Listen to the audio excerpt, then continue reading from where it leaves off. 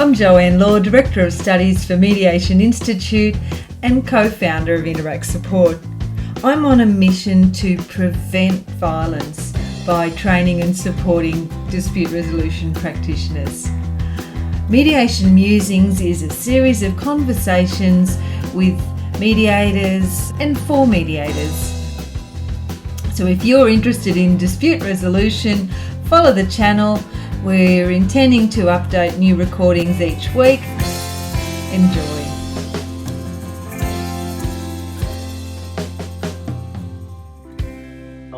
Maybe we'll say something good. Well, that's been my experience. I'm not trying to script these things, really just see what comes out. I'm finding them really interesting. I hope others will as well. Well, I may have trouble getting the accent a couple of times, but I'll do my best. And with regards to accent, I lived in Chile in South America for a while and taught English, and when people thought they were getting quite good at English, they'd throw in an Australian. So I know our accent is more difficult. Yeah, I'm sure they were. Today I'm talking with Paul Rajkowski.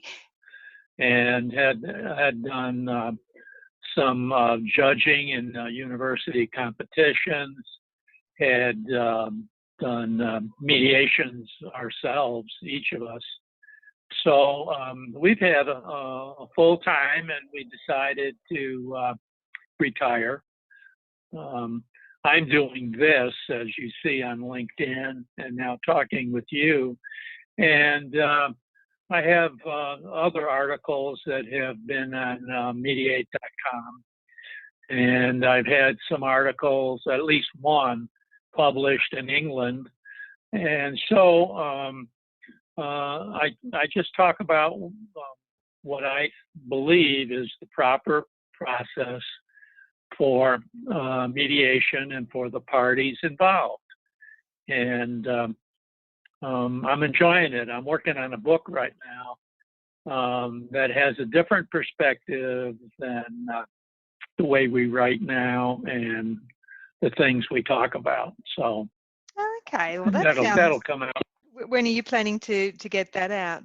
Oh, well, it's going to be one of these self-published because I'm a nobody when it comes to writing. People know me through LinkedIn or some other place, but for a book, I'm going to self-publish it, and basically it's going to be a handbook. Okay. It's going to be inexpensive. I want people to. It is. I want people to get a grasp of what their part is in all the mediation, and so once they understand what they should do, the lawyer's job is easier. The mediator's job is so much easier, and progress should go real well in future mediations. Okay. But we're both listening and talking, and we've got great ideas that we want to get out. I'm sure you have plenty of them. So between the two of us, we're going to muddle along. Absolutely. It's just like life or mediation. So I was really interested because so you're writing it for people that are using mediation. Is that, did I pick that up correctly? Yeah, I want lawyers to have it. I want lawyers to have it so that everything they've learned in law school, the court system, will help them, but they'll have a guide on how to participate in mediation. More effective. Yeah, and I think that would be very helpful. Yeah, look, absolutely. So I know you've done training, and I train mediators at Mediation Institute, and with the lawyers, I often talk about they need to do a quarter turn on their skill set if they're mediating rather than advocating. So I hear you, but I'd go a full 180 degrees. Oh, yep. In some Well, cases, yes, there's a fair bit of unlearning. yeah, well, several years ago, back in the 80s, a couple of people wrote a book called Mediation, and they talked about what the lawyer's role would be in mediation. And it would not be speaking or aggressive or representing. They were there to counsel their client and let their client do all the talking and self-determine what the outcome would be. Yep. And I got onto that. We taught it for a long time. It used to be fun. The lawyers would come in, and we would ask each individual person to identify themselves, what was their current job, or what were they interested in mediation. And all the lawyers would say, well, I've been in 100, I've been in 200 mediations. I pretty much know what goes on. And therefore, I just want my certificate because I want to do mediation. Well, in truth, when the training was over, they'd be scratching their head, wondering why they were thinking of mediation as an offshoot of a legal process versus a really structured process that benefited their clients. And so I start writing about it, and you saw something there. And maybe you have some more questions or a lot of questions, but I have to stop talking every once in a while so that you can talk. No, absolutely. I get carried. Joanne, I get carried away, believe me. Yeah, absolutely. And I guess that's why I approached you to have this chat, because I did see the passion that you've got for the industry and the process coming through in some of the conversations in those big LinkedIn groups. Well, thank you. I think there's probably a bit of a difference in what's happening in the US. I'm getting a feel that there's a lot of lawyer-led or lawyer-inclusive mediation happening. Would that be? Well, yes, there is. But I tell you, I think it's the same because I took the time to go on YouTube and search for mediation videos. And lo and behold, there's a video from Australia. Okay. Yeah. It has to do with family mediation. Yes.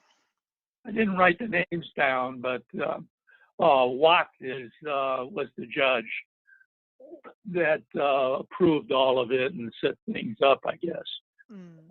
But I watched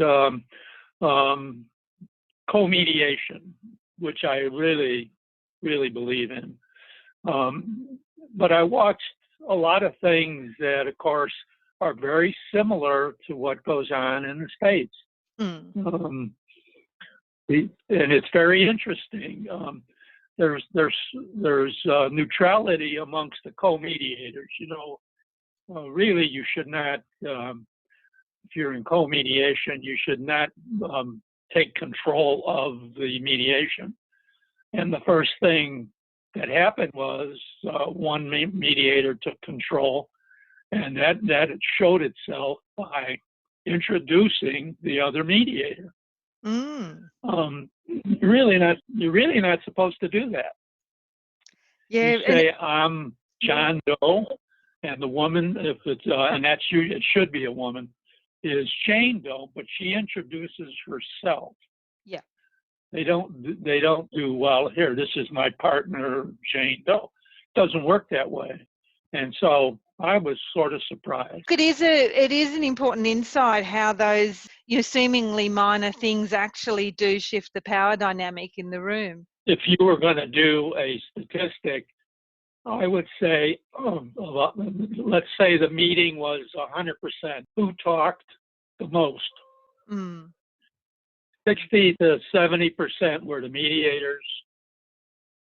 5% were the parties, and the rest of it was lawyers. Ooh. And Yeah. so, if you can go on YouTube and find it, you'll see what I'm talking about. What lawyers do, and I'm sorry to be on Australia's case at this point, but I saw something that was interesting, which didn't give the parties the benefit of self-determination. So I comment on it, but ask me more, please. I'm getting carried away, Joanne. And I certainly share your concerns around that style of mediation, because I think it does, it diminishes or even prevents client self-determination, because they're expected and to defer to the wisdom of their lawyers, if you want to put it that way. I guess the area that I certainly focus on and we're training is more the facilitative style of mediation, where it's not lawyer inclusive at all. People are encouraged during the pre-mediation process to get advice, to understand their rights and obligations, but it's the mediator and the two parties in the process. Joanne, I don't know you, but I now love you. Because you said the things that I really believe in. Yeah. It's the mediator. I wrote an article maybe a year or so ago, that was called "The Invisible Man," and it was the mediator who worked in such a way that the parties got to their solution and believed that they did it themselves. Yeah. Well, that's the ultimate goal, is for the parties to be convinced that they did all the work, they're satisfied, and they'll be happy. Yep. And when you do that, you're an excellent mediator. And I'll bet you're an excellent mediator just from what you just told me. Oh, well, thank you. But yeah, that certainly is, for me, a really good measure of an excellent mediator. A mediation where you ask the parties, well, what did the mediator do? Oh, I don't think they did anything much, even though they came into the process barely able to talk, and by the end of it, the mediator's sort of sitting back like they're watching tennis.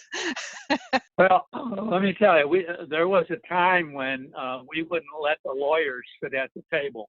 Yeah. They'd have to sit back from the table and to the side of their client, and let the client do all the talking. And if they wanted to interject, they touched the client, said something to the client, and then the client repeated it to the table, so that you totally maintained party participation. Nobody spoke for them at all. They were told maybe what to say. Their lawyer sometimes would caucus with them, bring them back, and then the party would do the discussion or make the statements or make a point or create an option or something that was relevant to the process of the mediation. So it was a learning experience for everybody, believe me. Even the guys with big, yeah, really. I can imagine. I can imagine. Well, there are lawyers that are really hard-nosed and difficult, and they want to speak. And of course, that's not what should happen. But when you train them and you get them to be aware, we one time had a retired judge, and he said, I now realize that the parties in mediation are the most important people in the room. And the rest of us are there, but who's got the conflict? Who has?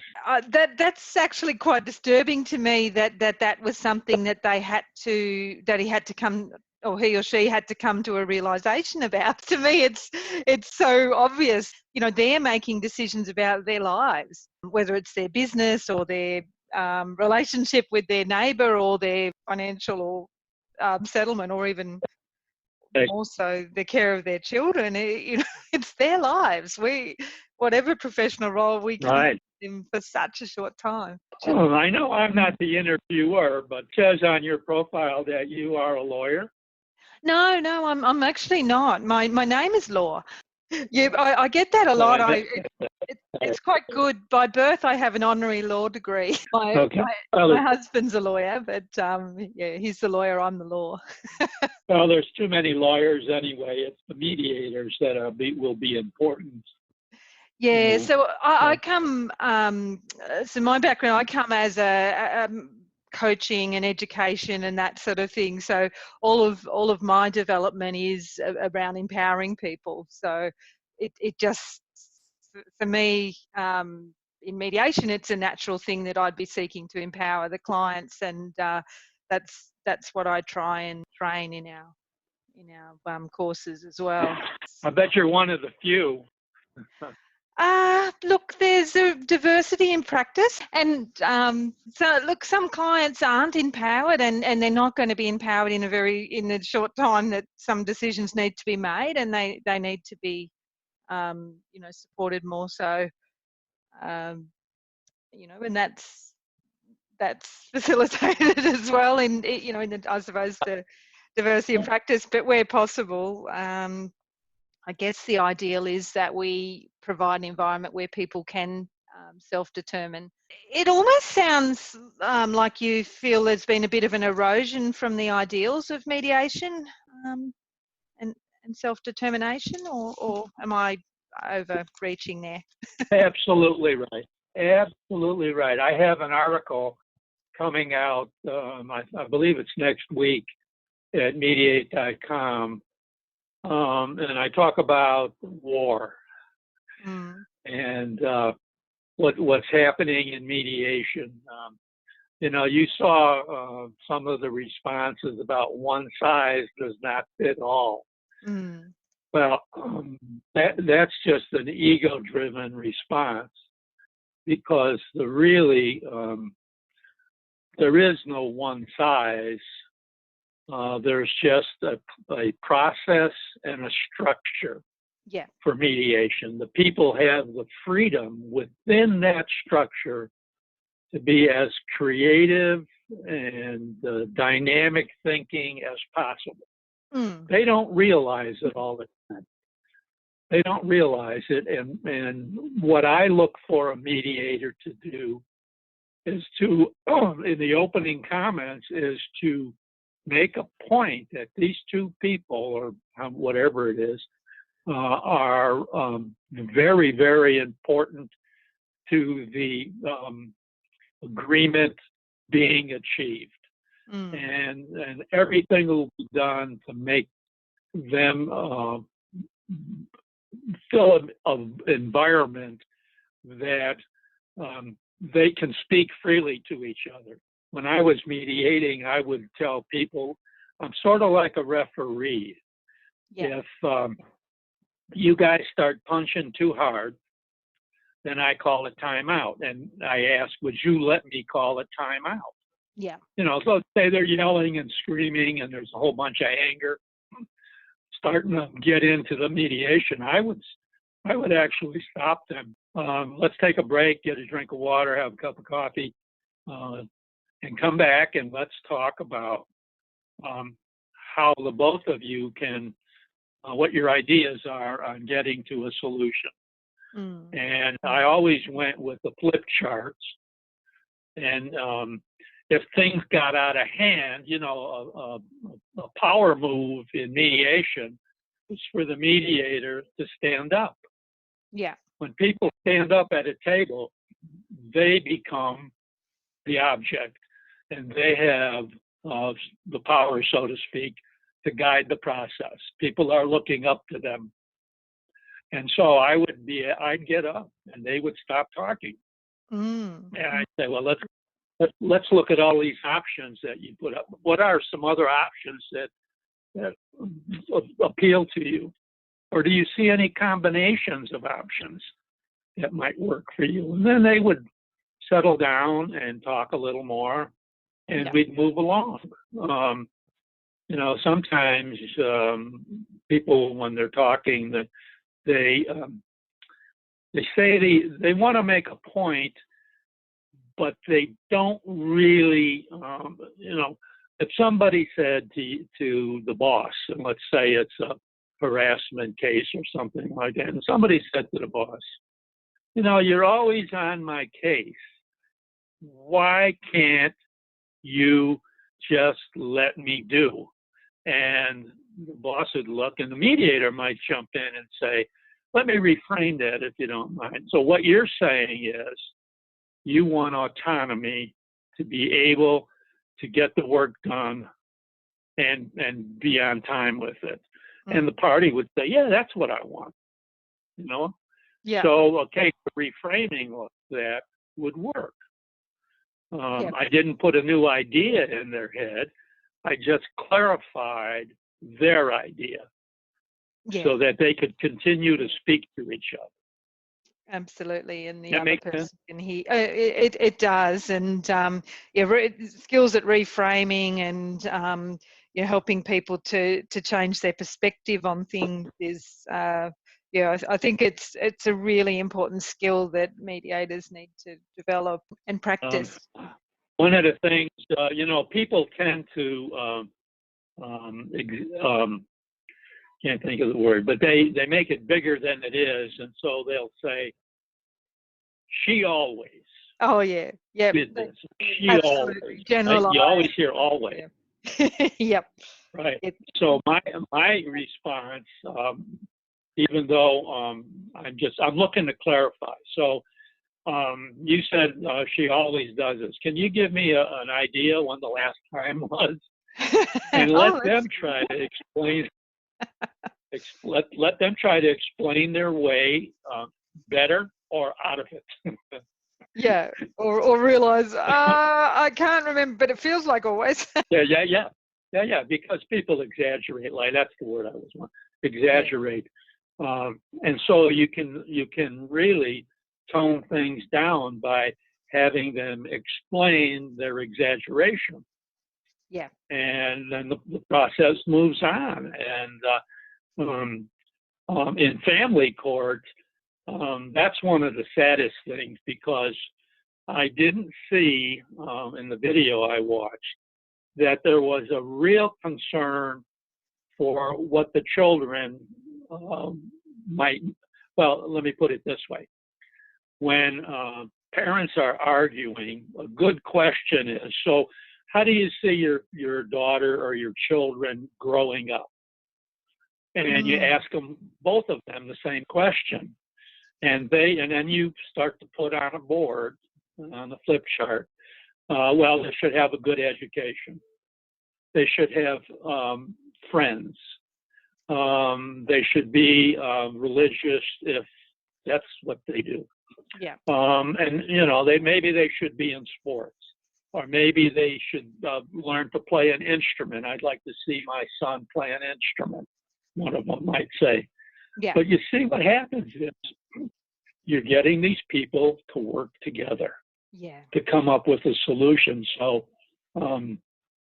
once you get them thinking that way, then it's all theirs. You just sit back and you listen and you take notes, and if there's a stumbling block. Yeah. Absolutely, and that's one of the things I have in the back of mind when I'm mediating as well. So separate the people from the problem, because they generally come in feeling that the other person's the problem. Absolutely, Joanne. That's absolutely. It's not my fault. Yeah. Not my fault. It's all because of that other person. Horrible, stupid, the devil, whatever. That's right. The devil. One of the problems with mediation is that we talk about compassion, empathy, the importance of it, but it isn't done. I've observed mediations where it's never come up. There's never been a validation of what somebody was feeling or saying. And really, when you can validate somebody who has expressed an emotion, you're doing really well. Yeah. You're helping that person get steadied, become steady, become involved deeper into the mediation. And once they start talking about what they need, then, we're all trapped with what we want, what the facts are, what we're interested in. And that's fine. Those are words, but in the heart is what they need. Yeah. And when that need is expressed, then golly, the mediation moves forward. Yeah. And the mediator is aware of all that and is inclined to be that way. Women are better at it than men. Believe it, I believe. Yeah. Oh, look, they are more empathetic. Bit of a generalization, I suppose, but yeah, it can be the it can be the case, and I think, or certainly from my experience, is that if people don't have their strong emotions acknowledged, they're just going to keep ramping up until they lose control of them completely, and then your mediation's gone off track. But it's, I guess it's part of it's educating the other person that acknowledging doesn't mean agreeing. And that's generally, I find, the stumbling block that people have with empathy is they think that, acknowledging someone's feeling means that they agree, that they're justified or whatever. So it'll weaken my case or weaken my position. That's not the case at all.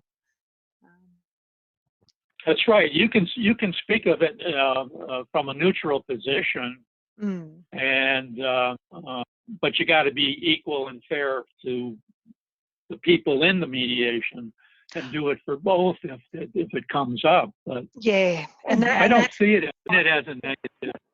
No, I don't. Oh, look, I guess the only thing is if the mediator becomes aligned, so if they associate with the one of the parties and their emotions, that can be pretty negative. But oh yeah, and sometimes that results in a caucus. Yeah. Where you just go out in the hall. Really, you don't even have to keep them separated. You just say, what benefits are you getting from the way you're acting right now? Yeah. And what ideas are you projecting to the other side? Who you want to agree with you, and let them explain it. Yeah. In private, so that they don't lose space. Yeah, absolutely. And that's we call them private sessions in our training, but I'm pretty much teaching people to do that, to have some sort of check-in with clients in any mediation. And I guess that came for me from one of my early mediations. I thought it was going swimmingly. Everything's fantastic, and they're all agreeing, and suddenly the wife stands up and wants to storm out, and I go, what on earth happened? So I said, you're perfectly, this is voluntary, you can leave if you'd like, but I'd really like to have a quick chat with you. And she agreed, and it was just all going too quick, and she was getting anxious, and but she was kind of being a bit accommodating and agreeing, but not really agreeing. So right, and that'll come out after a while. That will come out. Oh yeah, but she because she everybody agrees. Yeah, absolutely. But because she wasn't good at speaking up, she was appearing to me to be, totally on board. Yeah. So right. Yeah, that privacy or giving them an opportunity to say something without losing face is also a really important part of self-determination, I guess, because you've got those eddies of power and patterns in relationships. There's a lot of people write about how to be a better mediator and what to do, how to ask questions, what to do about impasse, all those kinds of things. If I had the platform, I would suggest that mediators, to become a master of their profession, really ignore all of that. Yeah. Read books that are not in the mediation world. Read books that talk about fear, talk about making choices,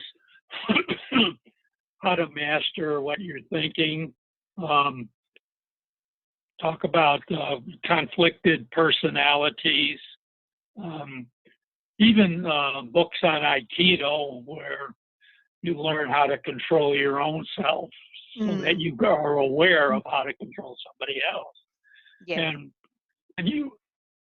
when you books like Mediation that were way old books that were relevant to the process, that's the big thing.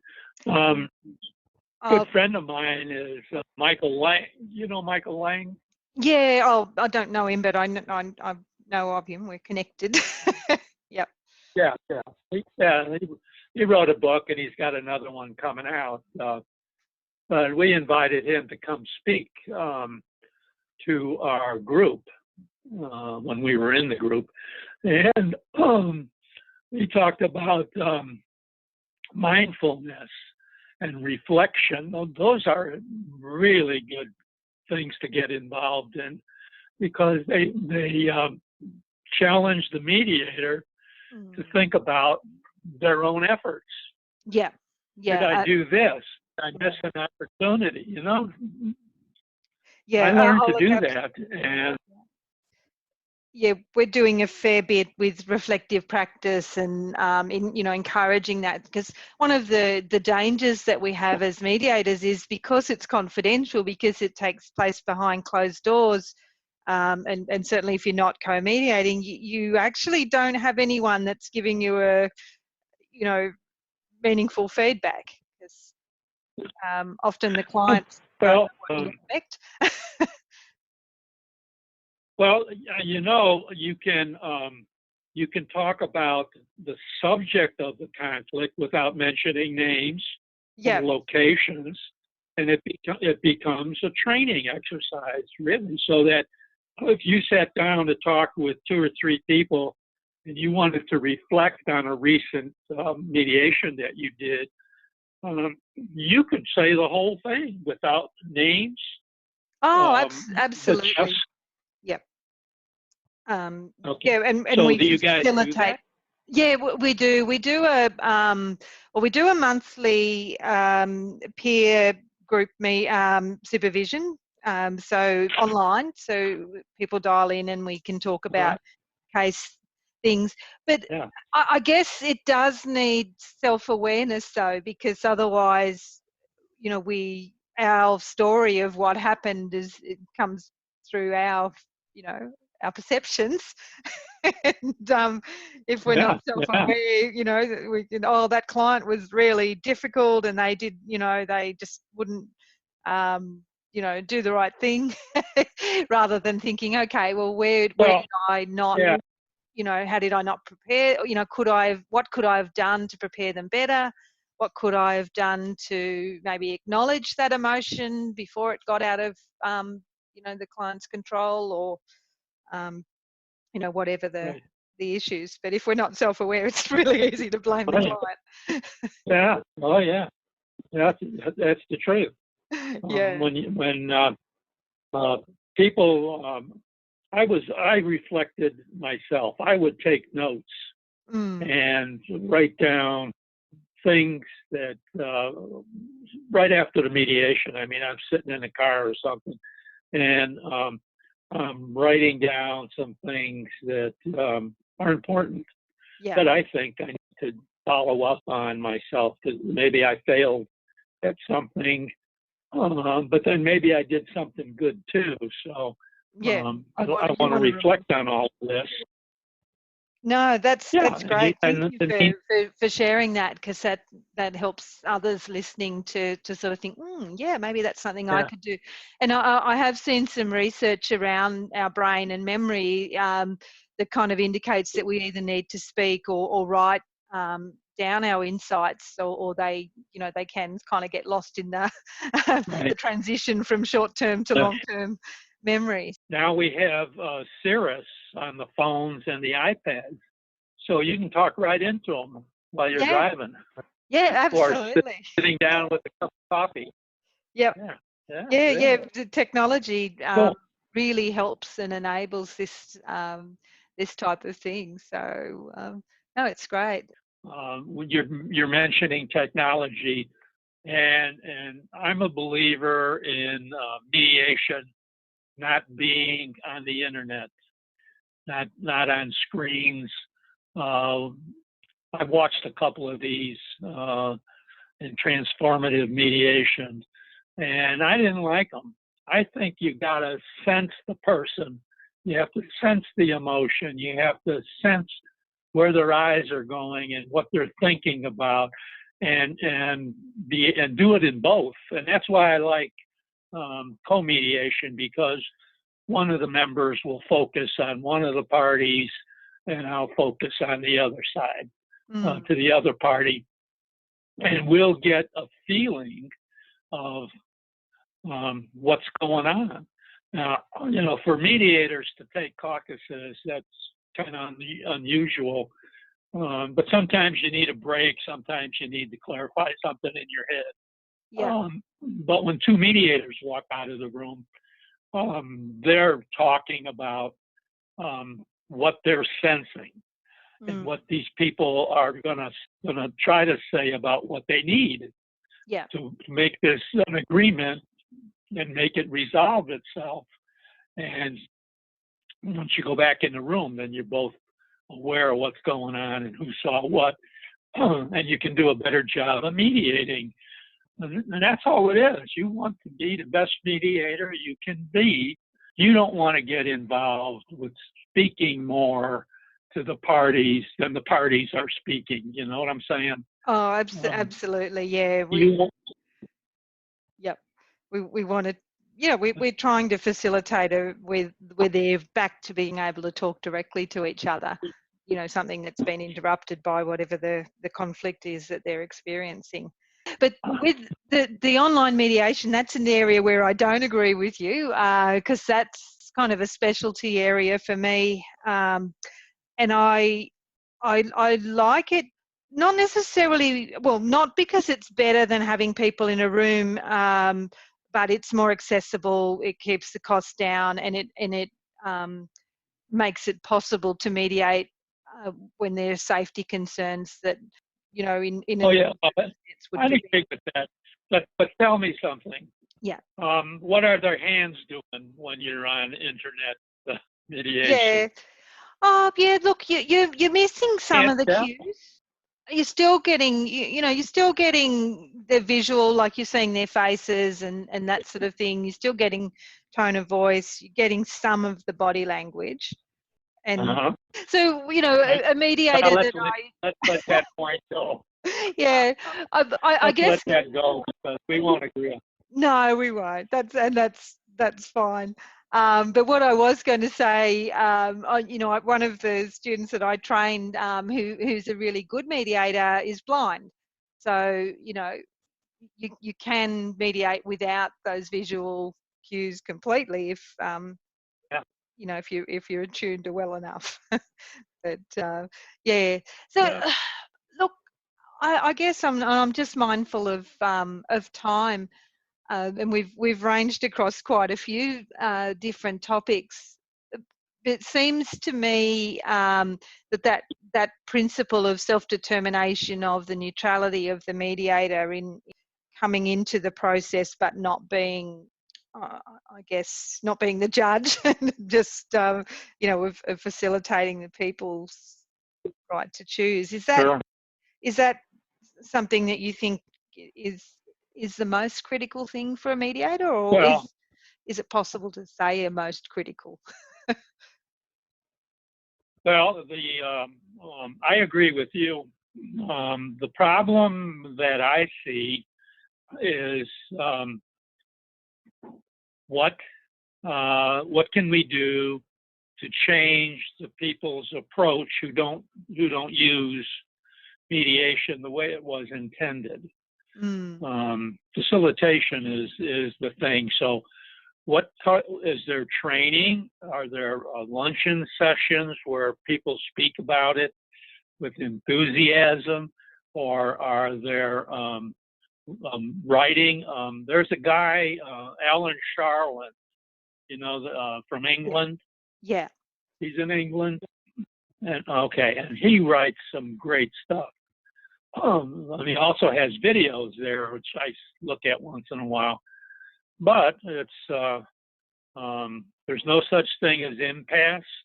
It's the parties talking for themselves.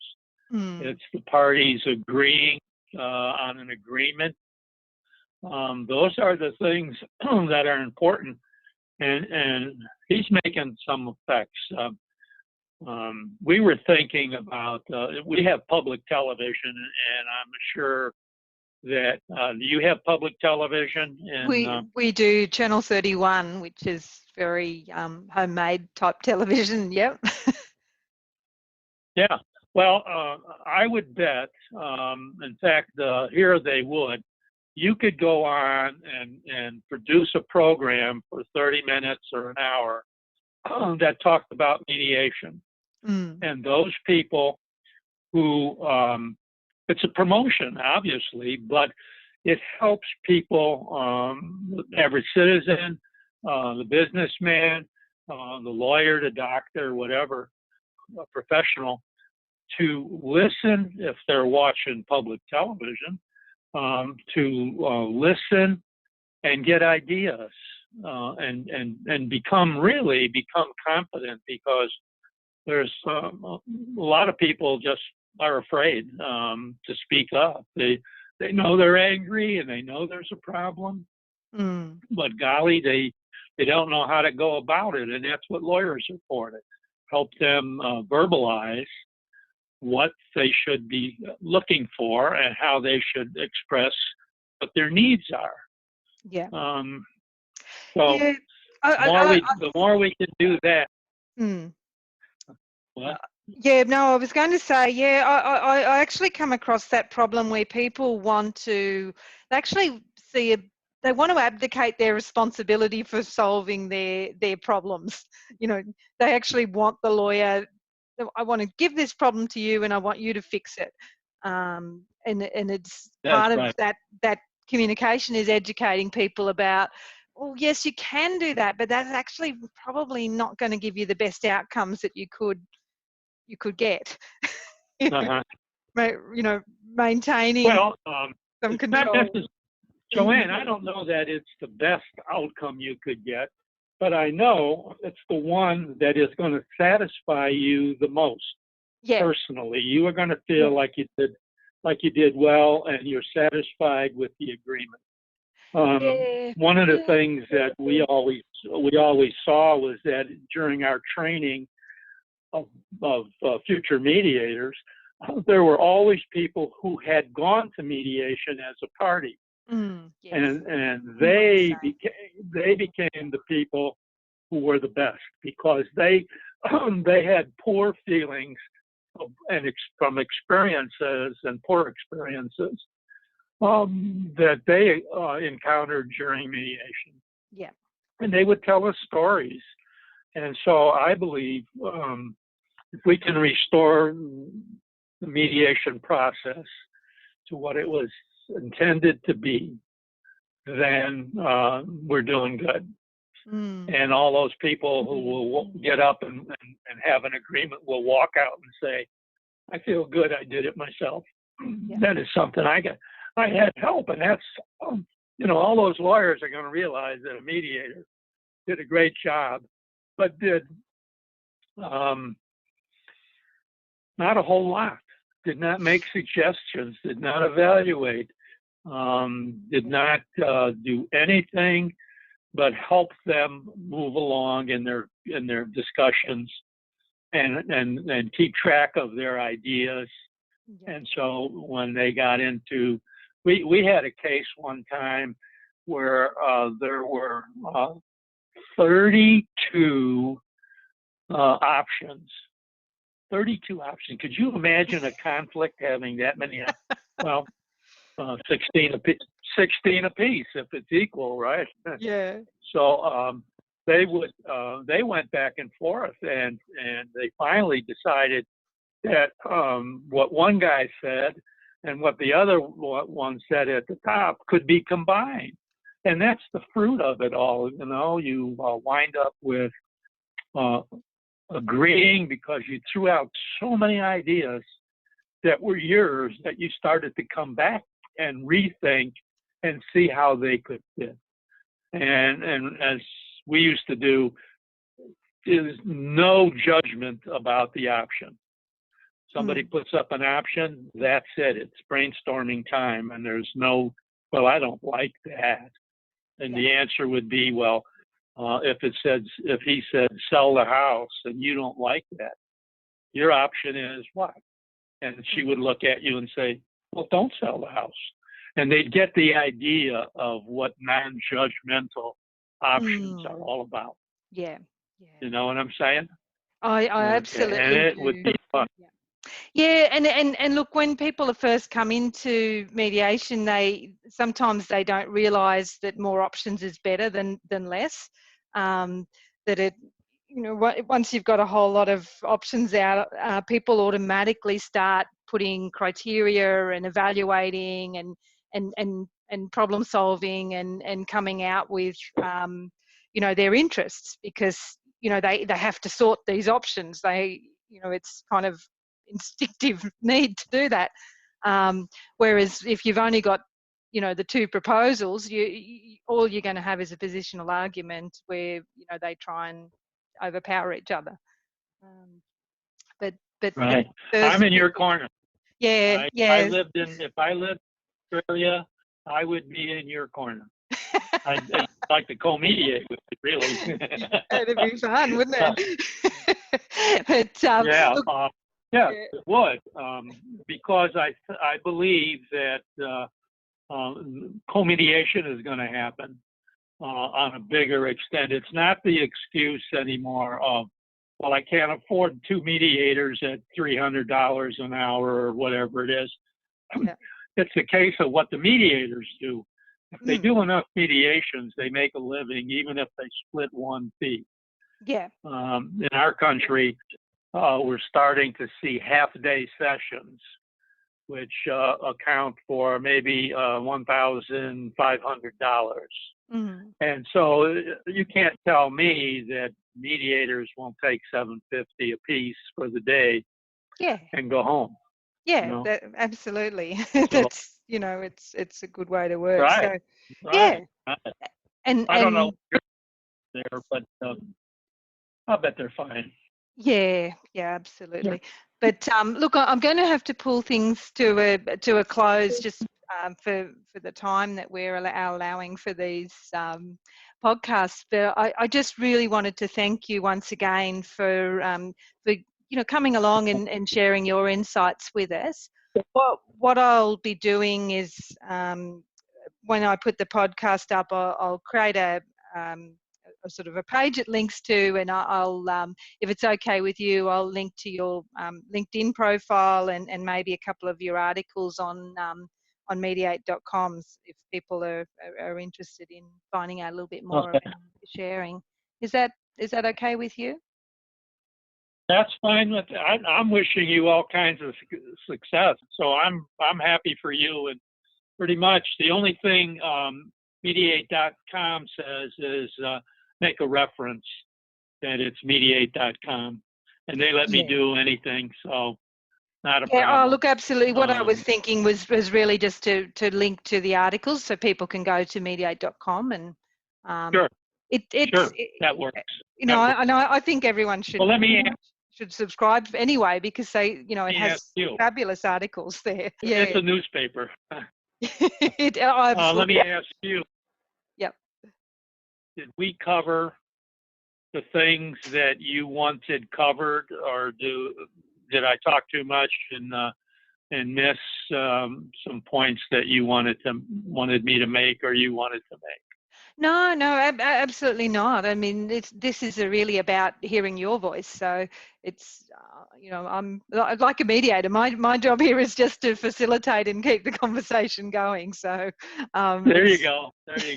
because I kind of am a mediator. So Well, yeah, it's yeah. not a. Well, It's I hope you find something. I hope you find something of value that you can really use. yeah. As Oh, I look, say, I ramble on. And no, I'm sure that there'll be insights there that people will be. I know some of the people that'll be listening, and they'll be busily scribbling away as you're talking. Believe me, as they capture points. well, I can picture them good. now. If there were people eavesdropping, I'll send the bill. No problem. They can pay for that. Anyway, That's well, great. I say something that's useful, then I'm very happy that it's useful to whoever heard it. Yeah. And that's a big deal. Hey, look. If you can use it, then I'm happy. Thank you.